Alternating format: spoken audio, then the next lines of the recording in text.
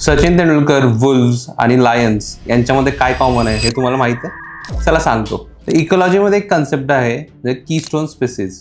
Keystone spaces हा एक important player सारखं काम करतो. जसं की सचिन तेंडुलकर हा जर आउट झाला की पूर्ण टीम ढासळते. तर कीस्टोन स्पेसिस हा कन्सेप्ट रॉबर्ट पेन या झुलॉजिस्टने इंट्रोड्यूस केला होता.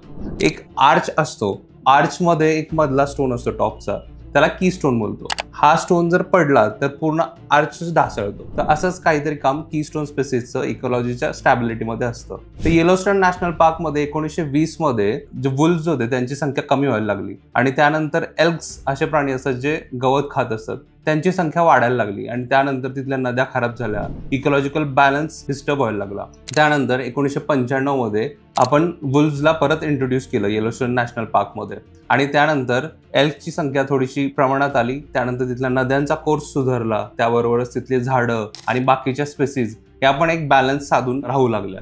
तर कीस्टोन स्पेसीज ह्या लायन, एशियन एलिफंट्स, त्याबरोबरच अँट्स अशा प्रकारच्या असतात. ह्या त्यांच्या इकोसिस्टमवर एक मोठ्या प्रमाणात इफेक्ट आणतात. कीस्टोन स्पेसीज ह्या इकोलॉजीच्या स्टॅबिलिटीसाठी इम्पॉर्टंट असतात. त्यांच्यामुळे बाकीच्या सर्व स्पेसीजमध्ये एक बॅलन्स मेंटेन होतो. जेव्हा कीस्टोन स्पेसीज विलुप्त होतात तेव्हा तिथली इकोलॉजी पूर्णपणे ढासळायला लागते. तर नेहमी तुम्ही लक्षात ठेवा की कीस्टोन स्पेसीज म्हणजे एक इम्पॉर्टंट प्लेअर असतो. तो पूर्ण टीमच्या बॅलन्ससाठी इम्पॉर्टंट असतो आणि इकोलॉजीमध्ये सुद्धा इकोलॉजिकल बॅलन्स आणि इन्व्हायरमेंटला स्टेबल ठेवण्यासाठी कीस्टोन स्पेसीसचा इम्पॉर्टन्स खूप जास्त आहे. थँक्यू.